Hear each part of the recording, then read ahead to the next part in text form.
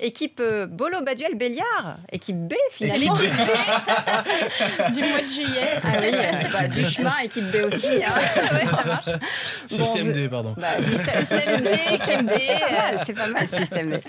Bon, vous allez bien, évidemment. Très bien. Bon, on est ravis de vous retrouver. Enfin, je suis ravie de vous retrouver, puisque moi, j'étais pas là, mais vous étiez là.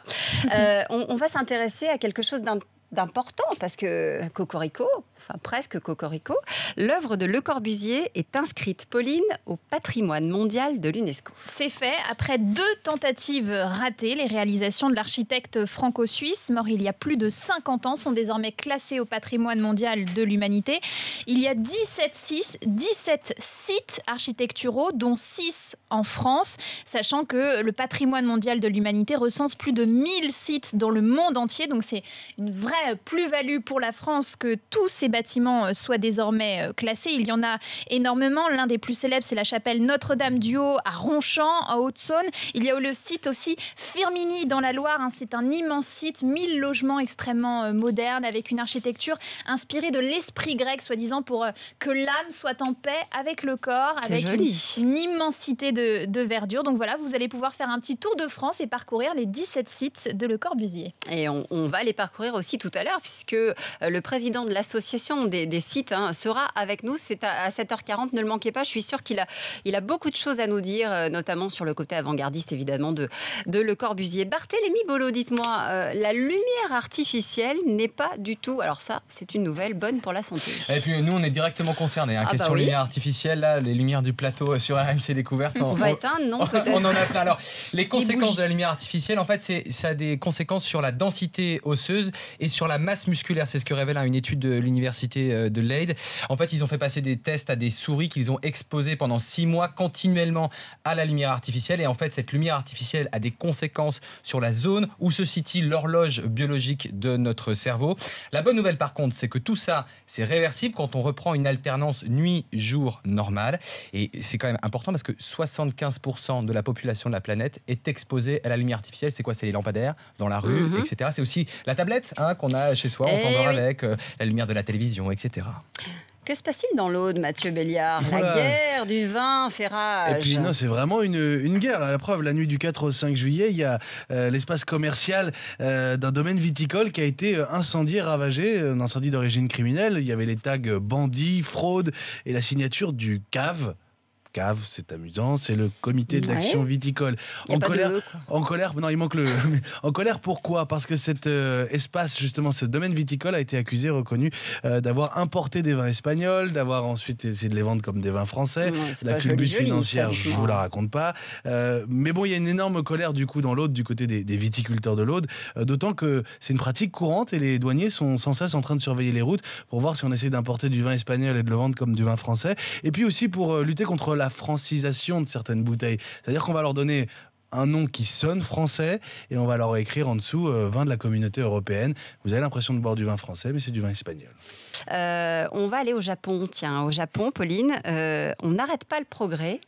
Alors, c'est de circonstance parce qu'on est en plein été. Mais oui, il fait chaud. Il fait chaud, y compris ici d'ailleurs. Ouais. Les Japonais ont inventé un ventilateur pour les aisselles. Oui, une sorte de climatiseur portatif qu'on met sous les bras. Voilà, ça remplace le déodorant parce qu'il faut le savoir, les Japonais n'aiment pas le déodorant. Très peu de Japonais l'utilisent et donc ils ont eu cette idée de fabriquer ce refroidisseur portable. Ça vaut 17 € l'unité, donc comptez 35 € la paire, puisqu'on a quand même 2 aisselles, donc il en faut 2. C'est petit, c'est un petit boîtier. Là, on met des piles, par exemple, c'est pas très très grand. Et donc vous le clipsez sous la chemise, sous les bras, mais vous pouvez le mettre sur le torse si vous avez chaud au niveau du torse, au niveau du cou, je ne sais pas. Alors c'est visible, c'est pas transparent. Voilà, vous assumez. Il faut assumer le climatiseur portatif. Ah oui, ça faut assumer, oui. Et certains se disent c'est quand même mieux. Moi, personnellement, j'assumerais pas. C'est mieux que les auréoles. Certains disent qu'ils n'aiment pas avoir les marques de transpiration. Regardez, il y a quand même des débardeurs. Oui. Voilà, on mange sur... Non, mais je ne sais pas ce que ça pour peut les donner, hommes, c'est un vraiment. peu plus C'est compliqué. pas très lourd, 30 grammes. Je vais venir en voilà. Marcel demain. Voilà, écoutez, pas de problème. C'est vrai, j'ai le droit. On va tenter, qui sait, ça aura peut-être du succès, Ça sera Mathieu. peut-être la dernière fois. La folie Pokémon, Barthélémy, la folie Pokémon. On peut vraiment parler de folie continue et ça inquiète. Hein. Exactement. Alors, première image, c'est celle d'une image à Central Park, hein, vous savez, ce fameux célèbre parc à New York. Vendredi soir, des centaines de personnes courent, portable devant eux, portable en haut. Et qu'est-ce qu'ils cherchent? Un Pokémon très rare, Aquali. Alors, il y a des gens qui tombent. Vous pouvez voir les images sur RMC Découverte. Bon, ça interroge, mais par contre il y a beaucoup plus grave parce que cette folie Pokémon, vous savez, on attrape un Pokémon qui est dans la nature. On l'a testé tout à l'heure, il y en avait un dans le studio d'RMC tout à l'heure. Il m'a fait un Pokémon dans le dos. Exactement. Le problème, c'est qu'il y a eu des accidents de voiture parce que les gens le font en conduisant. Il y a des jeunes qui sont tombés d'une falaise, une chute de 15 mètres. Il y a eu également une fusillade, c'est-à-dire que des gens sont rentrés dans la propriété privée de quelqu'un qui a tiré aux États-Unis. Il y a des gens aussi qui sont rentrés dans un tribunal en pleine audience pour aller chasser des Pokémon. Eh oui, c'est pas banal hein, quand même. Bon, je ne résiste pas, Mathieu. C'était l'événement du week-end. Ah bah oui. Varennes-sur-Allier. Vous connaissez Varennes-sur-Allier? Non, mais je vais connaître. Et on a eu droit à un mariage et, chers amis, quel mariage.